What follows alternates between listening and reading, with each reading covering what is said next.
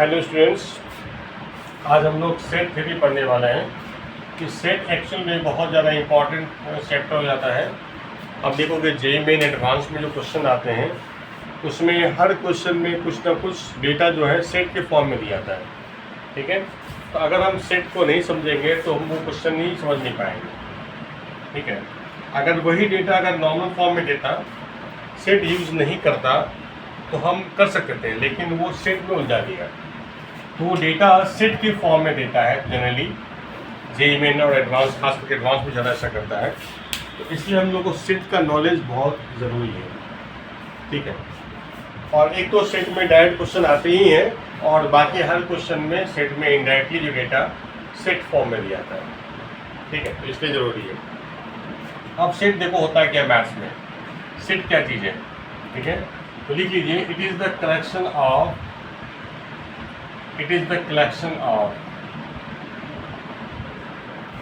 Well defined objects.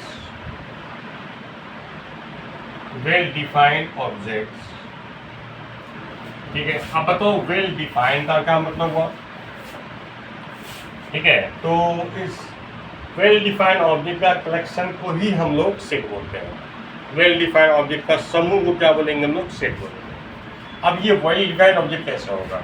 ठीक है, well defined का मतलब हो गया कि आपका जो कलेक्शन में इस तरह से वो डिफाइंड है कलेक्शन कि हमें पता चल जा रहा है कि कौन इस कलेक्शन में आएगा और कौन इस कलेक्शन में नहीं आएगा। यानी किस ऑब्जेक्ट को इस कलेक्शन में रखना है और किस ऑब्जेक्ट को इस कलेक्शन में नहीं रखना है। तो अगर ये क्लियरली आपको पता चल रहा है, इसका मतलब ये वेल डिफाइंड है। ठीक है, जिसमें कोई झगड़ा नहीं हो, कोई है ना, कोई उसमें डिसाइड करने में कोई परेशानी ना हो कि कौन सा एलिमेंट इसमें, कौन सा ऑब्जेक्ट इस कलेक्शन में आएगा और कौन सा ऑब्जेक्ट इस कलेक्शन में नहीं आएगा। इस बात में कोई ज़्यादा डिसीजन मेकिंग में दिक्कत नहीं होना चाहिए। यानी पता चल जा रहा है कि कौन इसमें है कौन इसमें नहीं है। तो ऐसे कलेक्शन को लोग क्या बोलेंगे, सेट बोलेंगे। जैसे एग्जाम्पल हम लेते हैं, एग्जाम्पल अब हम बात करें, मान लो कलेक्शन ऑफ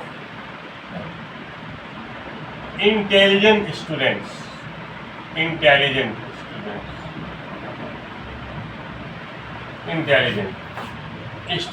ऑफ भागलपुर। ठीक है, इसमें क्लास मेंशन नहीं है, कोई भी हो सकता है, किसी भी क्लास का हो सकता है। तो अगर हम ये कलेक्शन बोलें, collection of intelligent students of Bhagalpur, अब बताओ ये इंटेलिजेंट कैसे मेजर करोगे आप। क्लियर, आप किस स्टूडेंट को इसमें रखना है किसको नहीं रखना है, यहाँ पे आपको कंफ्यूजन हो जाएगा।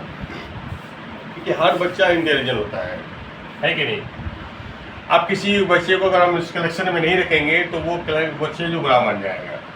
और सही बात भी है, क्योंकि आप कैसे मेजर करोगे इंटेलिजेंट कैसे मेजर किया जाएगा। ठीक है, क्लियर। तो इसीलिए ये कलेक्शन आपका वेल डिफाइंड कलेक्शन नहीं होगा। इस पर किसी को रखेंगे या किसी को नहीं रखना है, दोनों में कंफ्यूजन है, इसलिए ये कलेक्शन आपका सेट नहीं होगा। ठीक है, अब यहीं पे थोड़ा सा घुमा करके बात करें कि भाई कलेक्शन ऑफ, ये तो सेट नहीं है, सेट नहीं होगा। अब कलेक्शन ऑफ स्टूडेंट्स, ठीक है, who had scored, ठीक है, more than 70% in their board exam, metric 10th board exam।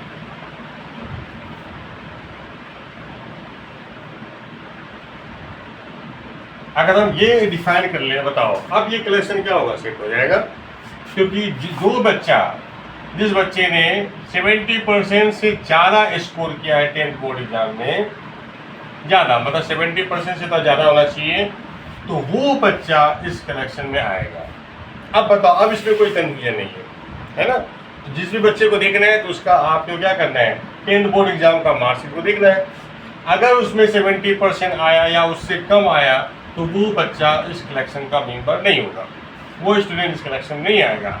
और जिस स्टूडेंट ने 70% से ज़्यादा 70% से ज़्यादा स्कोर किया है ना, उसका मार्कशीट में देख लेंगे, ज़्यादा है उसका मतलब वो बच्चा जो है वो स्टूडेंट इस कलेक्शन में प्रेजेंट है। तो अब ये क्या हो गया, अब ये सेट हो गया, अब इसमें किसी कोई दिक्कत नहीं है ना, क्लियर, समझे ना। तो यहाँ पे हम लोग अच्छी तरह से पता कर सकते हैं कौन इस कलेक्शन में आएगा, कौन इस कलेक्शन में नहीं आएगा। तो ये सेट नहीं था लेकिन ये सेट हो जाएगा। तीसरा, अब हम इसी से बात करें collection of great points of India, है कि नहीं।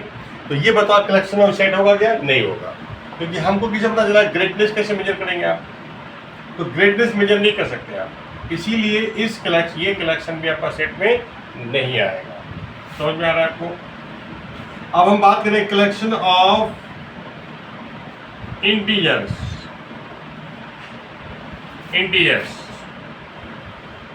lying between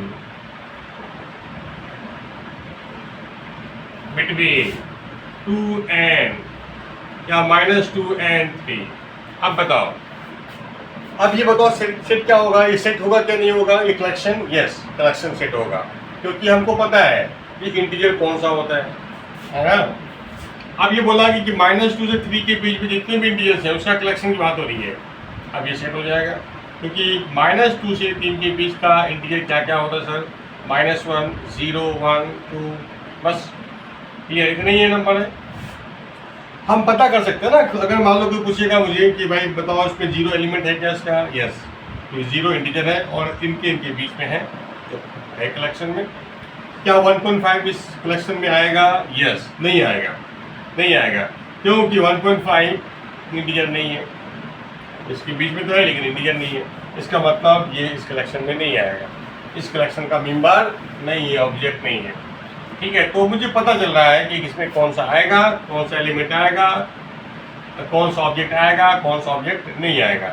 तो ऑब्जेक्ट, एलिमेंट, मेंबर सभी की बात, ठीक है।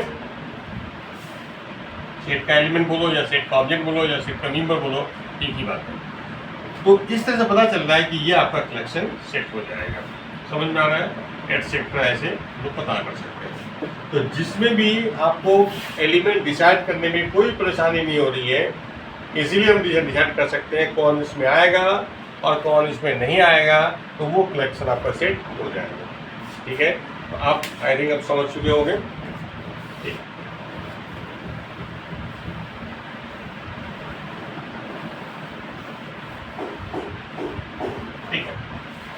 अब हम लोग आगे बढ़ते हैं, ठीक है। तो सेट इज नेम्ड बाय, ठीक है, हर चीज़ों का नाम होता है कि नहीं, आदमी का भी नाम है, आपका भी, हर बच्चे का नाम है, स्टूडेंट का नाम है ना, उसी नेम से हम लोग उसको कॉल करते हैं, बुलाते हैं हम लोग, ठीक है। तो set is named by capital letters of English alphabet,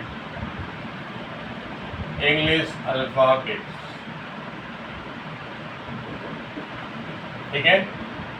example capital A, capital B, capital C, capital D, capital E, इस तरह सेट का नाम रखा जाता है। जैसे हम लोग का नाम कैसा होता है, ठीक है, राम, श्याम, मोहन, अली, ऐसे नाम होते हैं, तो वैसे सेट का नाम इस तरह से रखा जाता है, ठीक है। हमेशा हम लोग कैपिटल लेटर यूज करते हैं इंग्लिश अल्फ़ाबेट का, ठीक है। नेक्स्ट, अब इसका डायग्राम कैसा होगा, सेट दिखता कैसा है, इसका फोटोग्राफ कैसा होता है, ठीक है। It is shown by graphically, या ऐसे लिखिए फोटोग्राफ ऑफ द सेट।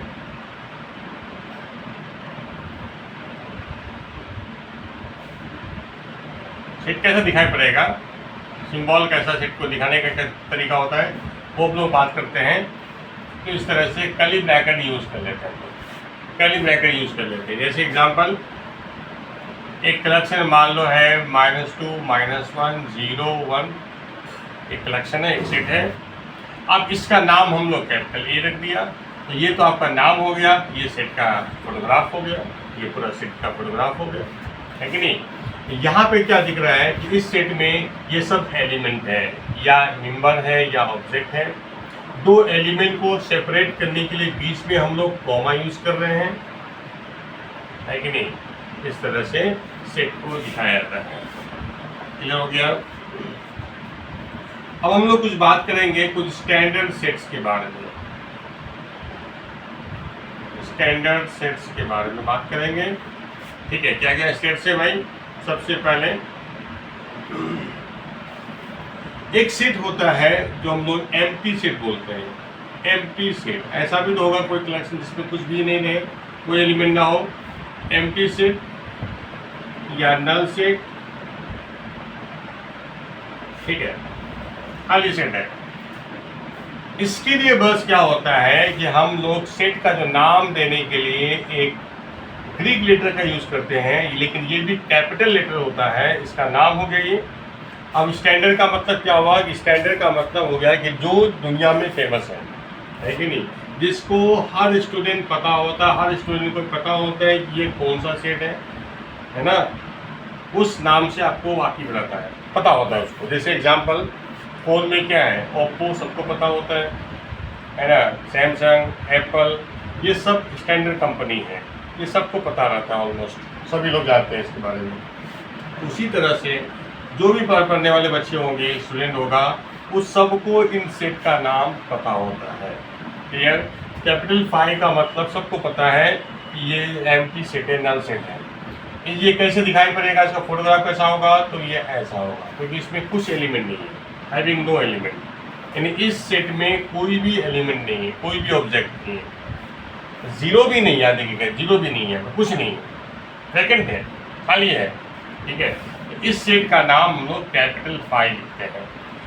ये बस ये ग्रीक लेटर यहाँ पे यूज हो रहा है, कैपिटल, वो भी कैपिटल लेटर नहीं है, ध्यान दीजिए। इसको हम लोग बोलते हैं एम्प्टी सेट, खाली सेट। अगर कोई कलेक्शन में एक भी एलिमेंट नहीं होगा तो वो हो जाएगा नल सेट या एम्प्टी सेट, ठीक है। दूसरा हम लोग बात करेंगे set of natural number, set of natural numbers. और यहाँ पे आप ये भी ध्यान दीजिएगा कि आपका नंबर सिस्टम आपको अच्छे से पता होना चाहिए, किस नंबर को कौन सा नंबर बोलते हैं हम लोग। जैसे अभी हम बात करें नेचुरल नंबर्स, तो इसका कलेक्शन इसका कलेक्शन का जो नाम है, इस कलेक्शन का नाम कैपिटल एन है। ये दुनिया में फेमस है, सभी लोग जानते हैं इसको। कैपिटल एन का मतलब फिक्स है भाई, सेट ऑफ नेचुरल नंबर्स। इसके मेंबर्स क्या होते हैं भाई, ध्यान दीजिएगा। तो जो सेट का डायग्राम होता है, फोटोग्राफ होता है, कर्ली ब्रैकेट, इसके बीच, इसके अंदर क्या लिखेंगे, इसका एलिमेंट लिखेंगे, ऑब्जेक्ट लिखेंगे। इसमें आता है 1, क्योंकि हम लोग को पता है भाई काउंटिंग नंबर्स या नेचुरल नंबर्स कौन होते हैं सर, 1, 2, 3, 4, हिंदी में इसको प्राकृतिक संख्या बोलते हैं, यही तो होते हैं। 5, 6, ये नंबर्स काउंटिंग में यूज होते हैं, इसलिए इसको हम काउंटिंग नंबर्स भी बोलते हैं। इससे कभी भी किसी भीड़ में मान लो बच्चों को या पर्सन्स को काउंट करना होता है, तो हम लोग क्या करते हैं, गिनती कैसे करते हैं, 1, 2, 3, 4, 5 ऐसे गिनते हैं हम लोग। तो इन्हीं नंबर्स का यूज होता है गिनती करने के लिए, काउंटिंग करने के लिए, इसलिए इसको हम लोग काउंटिंग नंबर्स भी बोलते हैं। अब देखो ये 1, 2, 3, 4, 5, 6 ऐसे एंड सॉन चलते रहेगा, ये कभी खत्म नहीं होने वाला है। 7, 8, 9, 10, मतलब एंड सॉन करने का मतलब है इसी पैटर्न को फॉलो करते हुए अप टू कहाँ तक सर, इन्फिनिटी तक नंबर्स आएंगे। तो इस सेट का नाम है सेट ऑफ नेचुरल नंबर, जिसका सिंबल होता है, जिसका नाम होता है कैपिटल एन, ठीक है। देखो ये हो गया, आदमी का भी 2 रिप्रेजेंटेशन होता है, एक नाम होता है और एक फोटोग्राफ होता है। तो इस सेट का नाम हो गया कैपिटल एन और इस सेट का फोटोग्राफ हो गया ये आपका, यहाँ से लेके यहाँ तक इसका फोटोग्राफ हो गया, ठीक है। ये समझ लो ज्योमेट्रिकल रिप्रेजेंटेशन हो गया और ये आपका सिंबॉलिक रिप्रेजेंटेशन हो गया, बस नाम हो गया। नंबर 3, हम अगला बात करते हैं हम लोग सेट ऑफ होल नंबर।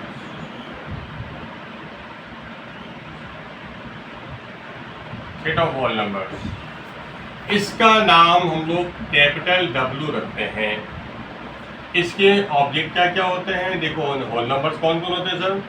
0 सबसे छोटा होल नंबर होता है, उसके बाद 1 आता है, कॉमा 2, कॉमा 3, कॉमा 4, इस तरह से ये भी इनफाइनाइट नंबर्स होते हैं, है ना। कभी गिनती खत्म होगी नहीं, इसकी चलती जाएगी अप टू इंफिनिटी। तो इस सेट का नाम है कैपिटल W, ठीक है, सेट ऑफ होल नंबर्स।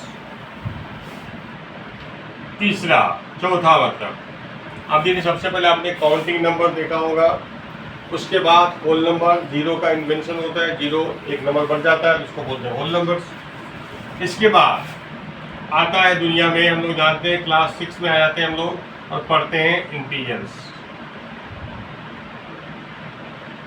ठीक है, सेट ऑफ इंटीजर्स। इसका सिंबल कैपिटल Z भी होता है और कैपिटल I, दोनों चलता है, कैपिटल Z या कैपिटल I। और ये सेट कैसा होगा सर? इसमें क्या क्या इंटीजर्स होते हैं पता होना चाहिए आपको। बीच में 0 ले लीजिए, इधर +1, +2, +3, +4 एंड सो ऑन। इधर हो जाएगा -1, -2, -3, -4 एंड सो ऑन। ये अप टू इन्फिनिटी चला जाएगा, ये अप टू -∞ पहुँच जाएगा। ये सारे इंटीजर्स हैं, आप अच्छे से देख लीजिए, ये सब क्या है? इंटीजर्स हैं, समझे। अब आप बता सकते हैं ये सारे के सारे नेचुरल नंबर्स होल नंबर्स भी होते हैं, क्योंकि ये सारे नंबर्स यहाँ प्रेजेंट है कि नहीं। और ये सारे के सारे नंबर को होल नंबर बोलते हैं, ये सारे नंबर्स यहाँ भी प्रेजेंट हैं। इसका मतलब सारे होल नंबर्स इंटीजर्स में भी हैं, इंटीजर भी होते हैं, ठीक है। अच्छा, इसमें एक हम लोग I+ भी बोल सकते हैं। I+ का मतलब क्या हो जाएगा? Set of positive integers, set of positive integers, positive integers. इसमें कौन आ जाएगा पॉजिटिव इंटीजर्स में? पॉजिटिव का मतलब जो नंबर 0 से बड़ा होता है उसी को हम पॉजिटिव बोलते हैं। जो नंबर 0 से बड़ा होगा उसको क्या बोलेंगे सर? पॉजिटिव। और जो नंबर 0 छोटा होगा उसको बोलेंगे निगेटिव। तो पॉजिटिव इंटीजर में क्या आ जाएंगे? 1, 2, 3, 4, 5 and so on up to infinity, ठीक है। इस चीज को हम लोग I+ या Z+ बोल सकते हैं, Z+ भी बोल सकते हैं, ठीक है। और देख लीजिए, अगर हम बात करें I- या Z-, तो इसका मतलब क्या होगा आप समझ सकते हो। सेट ऑफ नेगेटिव इंटीजर्स, ये हो जाएंगे -1, -2, -3 अप टू -∞, क्लियर है। अच्छा, 0 बताइए, ये इसमें आपका 0 नहीं है, यहाँ भी 0 नहीं है। इसका मतलब 0 ना तो पॉजिटिव इंटीजर्स है, पॉजिटिव इंटीजर में आता है, ना ही निगेटिव इंटीजर्स में आता है, क्योंकि 0 क्या है? 0 ना तो 0 से बड़ा है, 0 से बड़ा नहीं है 0, इसलिए 0 पॉजिटिव नहीं है। 0 जो है 0 से छोटा भी नहीं है, इसका मतलब निगेटिव भी नहीं है, तो इसीलिए ये ना तो पॉजिटिव है ना ही निगेटिव है। 0 is neither positive nor negative, कुछ भी नहीं, क्लियर है, ठीक है।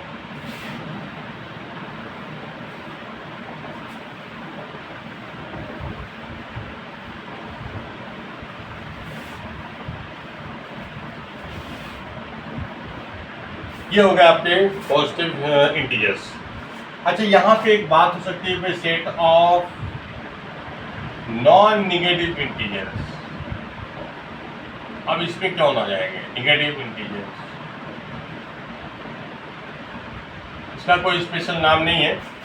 अब इसमें कौन आ जाएंगे? कलेक्शन ऑफ, अगर हम बात करें कलेक्शन तो होगा नॉन निगेटिव इंटीजर्स। अब नॉन निगेटिव का मतलब क्या होगा? जो इंटीजर निगेटिव ना हो। तो देखो आपका इंटीजर 3 टाइप का हो गया, एक है ये सारे पॉजिटिव इंटीजर्स हैं, और ये सारे निगेटिव इंटीजर्स हैं, और 0 अलग टाइप का नंबर है। 3 टाइप का नंबर हो गया, निगेटिव, पॉजिटिव, मतलब 3 टाइप का इंटीजर हो गया, निगेटिव, पॉजिटिव और 0, अब नॉन नेगेटिव का मतलब जो नेगेटिव ना हो, इसका मतलब या तो पॉजिटिव हो या ज़ीरो हो, इसलिए इसमें आ जाएगा 0 1 2 3 4 5। ठीक है। अब इसी तरह से अगर बात करें set of non positive integers, ठीक है, समझ में आ गया। अब इसमें कौन आ जाएगा सर? इसमें आपका पॉजिटिव नहीं आएगा, इंटीजर्स पॉजिटिव इंटीजर्स नहीं आएंगे, बाकी नेगेटिव इंटीजर्स आएंगे और ज़ीरो आएंगे। तो फाइनली क्या आएगा? 0 -1 -2 -3 -4 and so on up to -infinity। ये हो गया आपका नॉन पॉजिटिव इंटीजर्स। ठीक है। अब इसके बाद हम लोग सेट की बात करेंगे आगे। ठीक है। इसके बाद अब आता है set of rational numbers. Rational numbers, इसका नंबर क्या हो जाएगा? एम्प्टी सेट, उसके बाद natural number, whole number, integer, पांचवा आ जाएगा set of whole rational number. सबको पता है रैशनल नंबर क्या है? परिमेय संख्या बोलते हैं हिंदी में।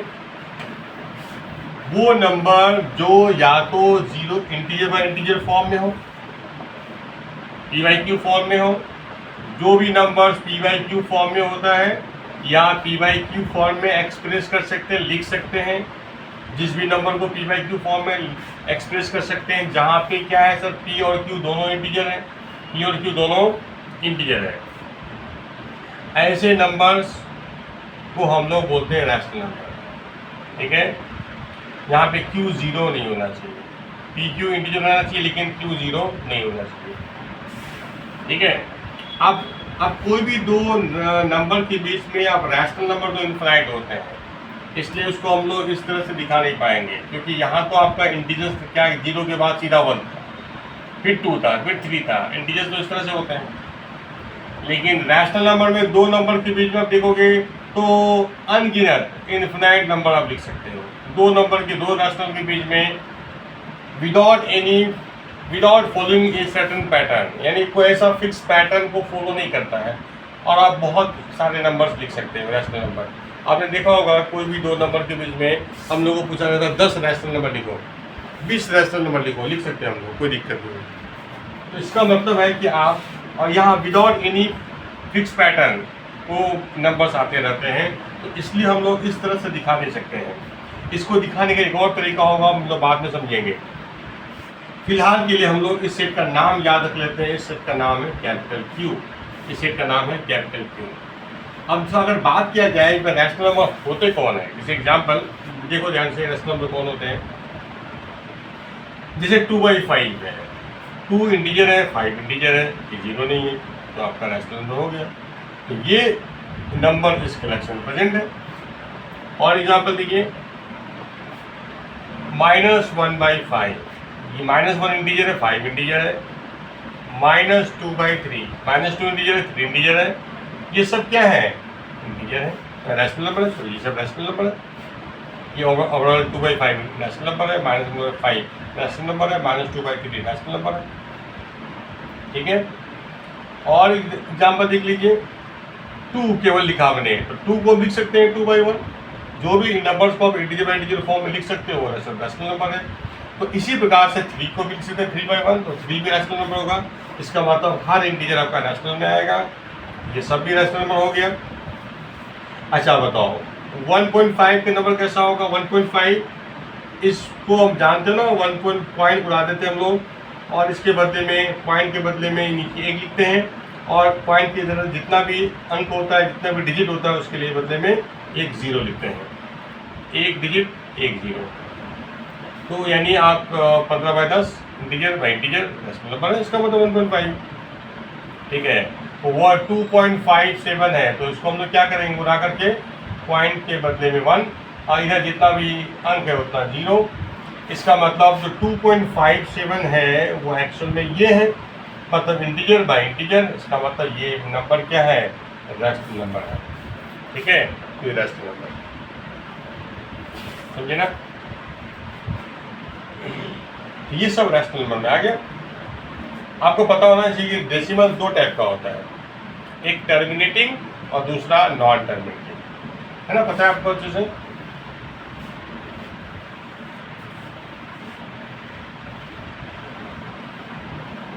ठीक है, डेसिमल आपका दो टाइप का होता है,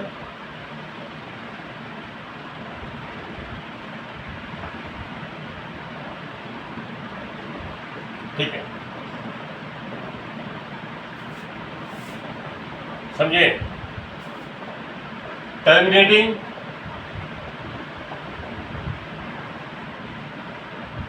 और नॉन टर्मिनेटिंग।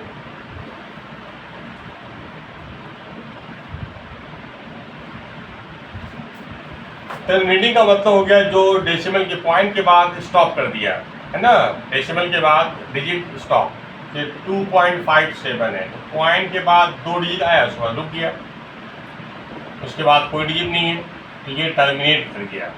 1.87 टर्मिनेटिंग डेसिमल है, 2.375 टर्मिनेटिंग डेसिमल है, पॉइंट के बाद तीन डिजिट आया उसके बाद स्टॉप कर दिया, यानी आप कोई नहीं आ रहा है, तो ये आपका रैशनल। ये जितने भी नंबर्स होंगे इसको आप पॉइंट उड़ाओगे, ये 257/100 हो जाएगा, 187/100 हो जाएगा, 2375/1000 हो जाएगा, तो ये सब इंटीजर बाय इंटीजर फॉर्म में आ जाएगा, इसका मतलब सब रैशनल नंबर होंगे।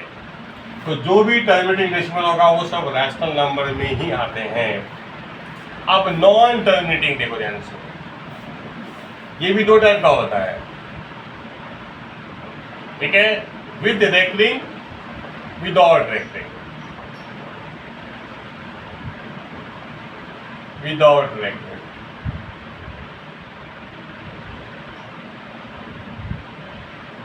ठीक है, आपने देखा होगा क्लास 9th में और 10th में, है ना, ऐसे क्वेश्चन को देखते हैं। तो विद रेकरिंग, रेकरिंग क्या होता है, जैसे हमने मान लो 2.56 है, बार लगा दिया है, इसका मतलब है, इसका क्या मतलब होता है, 2 पॉइंट जिस पे भी बार लग गया समझो वो जो डिजिट्स हैं वो रिपीट करेंगे, है ना, इन्फिनाइट टाइम्स रिपीट करेंगे, 5 6 5 6 5 6 5 6 इन्फिनाइट टाइम रिपीट करेंगे, समझ में आ गया। तो ये रेकरिंग डेसिमल हो गया, यानी ये टर्मिनेट नहीं कर रहा है, ये कहीं स्टॉप नहीं कर रहा है, इन्फिनाइट डिजिट आते रहेगा, कभी खत्म नहीं होगा, लेकिन 5 6 5 6 ये कंटिन्यू जो है इन्फिनाइट टाइम रिपीट करेगा, तो इसी को हम लोग बोलते हैं रेकरिंग डेसिमल, ठीक है। तो ये जो है ना, ये आपने देखा होगा कि ऐसे नंबर्स को हम लोग P/Q फॉर्म में लिख सकते हैं, इसलिए ये भी क्या होंगे, रैशनल नंबर होंगे, है ना। समझे, जैसे एग्जाम्पल देखो कैसे मैं बता देता हूँ, इससे हम लोग ऐसे करते थे ना, इसको x मान लिया, इसको x मान लेते हैं। अच्छा, अब मैं इसको अगर 100 से इंटू कर दूँ तो क्या हो जाएगा, ये पॉइंट खिसक के कहाँ जाएगा, 2 स्थान आगे चला जाता है, पता है आपको।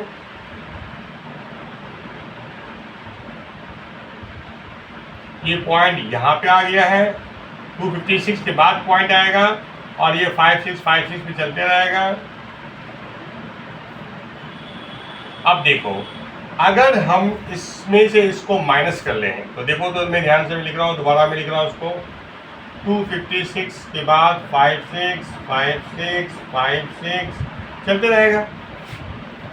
अभी भी देखो, बस अभी इन्फिनाइट टाइम था, इसमें एक बार कम हो गया, अरे इन्फिनाइट -1 भी इन्फिनाइट ही होता है, तो पॉइंट के बाद जो 5 6 5 6 5 6 चलेगा, यहाँ भी इन्फिनाइट टाइम सी है।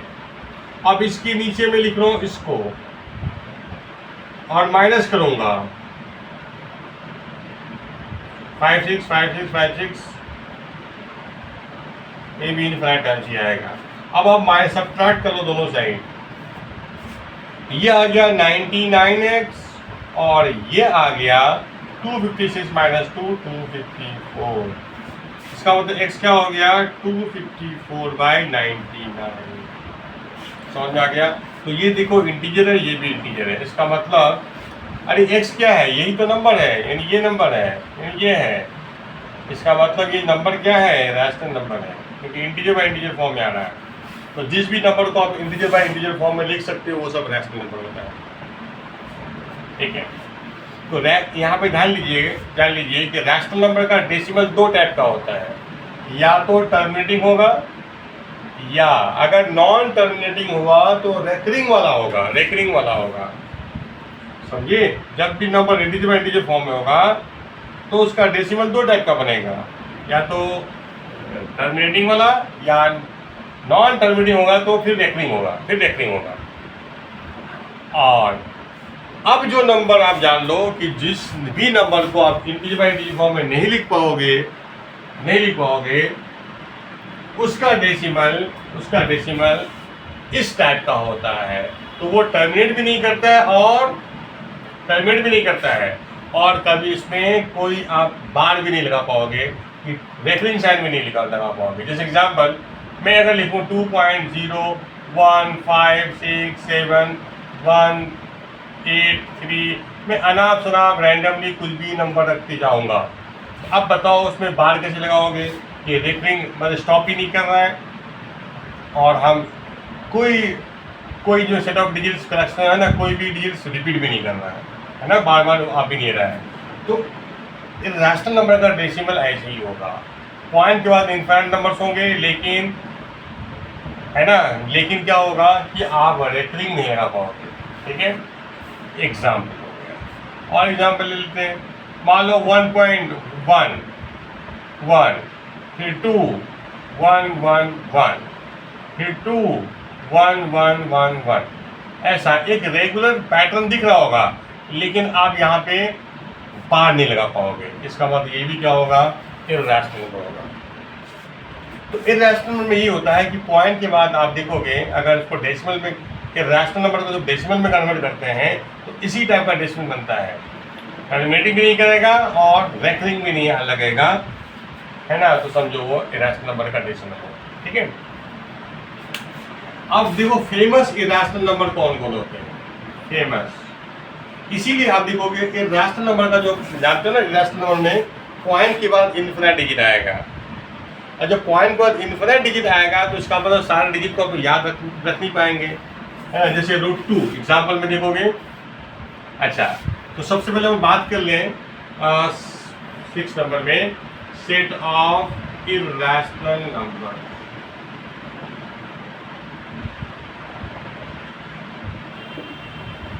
इस सेट का नाम QC है या Q' है, ठीक है। अच्छा, अब बताइए एग्जाम्पल में लिखते हैं √2। अब देखोगे √2 का रूट निकालोगे ना, तो कितना होता है, √2 का वैल्यू आता है, देखोगे 1.414, और भी बहुत सारे नंबर्स आते हैं। एक्चुअल में बहुत सारे नंबर्स होते हैं, पॉइंट के बाद इनफाइनाइट डिजिट होते हैं, और आप बार भी नहीं लगा पाओगे। तो इसीलिए हम लोग क्योंकि पॉइंट के बाद हम लोग कुछ ही डिजिट याद रख सकते हैं, सारे डिजिट कैसे याद रख लेंगे, तो इसलिए इसको हम लोग लगभग नहीं, अप्रोक्सीमेट वैल्यू ही बता सकते हैं, इतना हम लोग याद रखते हैं। √3 है, तो √3 का वैल्यू हम लोग लगभग भी याद किए हुए 1.732 प्लेस तक हम लोग याद रखते हैं, ठीक है, इतना होता है। और बताइए, तो फेमस इरेशनल नंबर देखोगे पाई है और एक ई है ना, इस, ठीक है।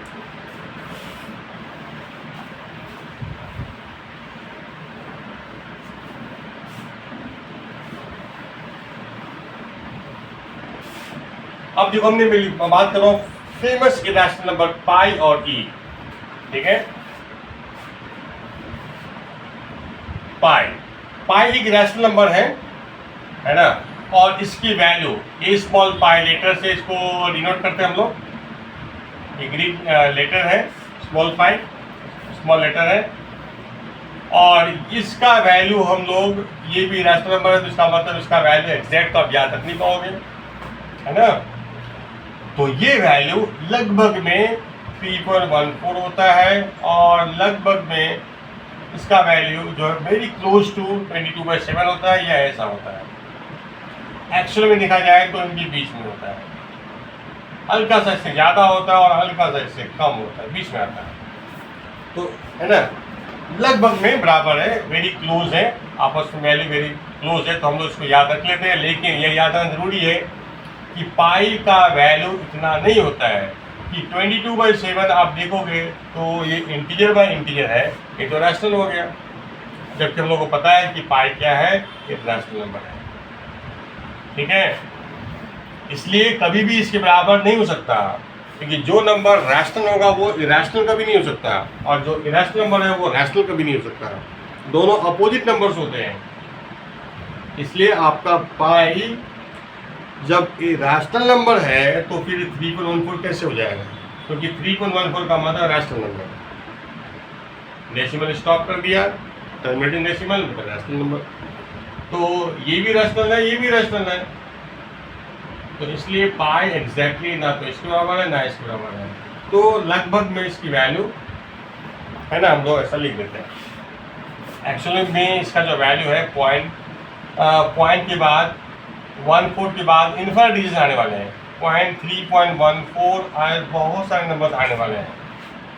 क्लियर है, तो आप एग्जैक्टली याद रख नहीं पाओगे, इसलिए लगभग में इतना भी याद रखते हैं और इतना भी याद रखते हैं। ठीक है, इसी प्रकार से एक नंबर है ई, इसको हम लोग बोलते हैं यूलर नंबर्स, यूलर्स नंबर।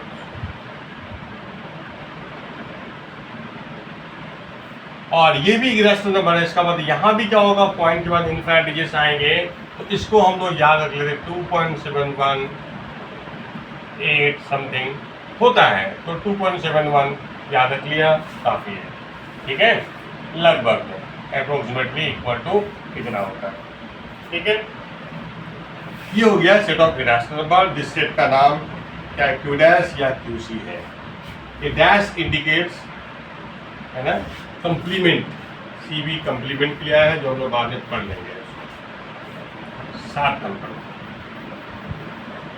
अब हम बात करेंगे set of real numbers, real numbers.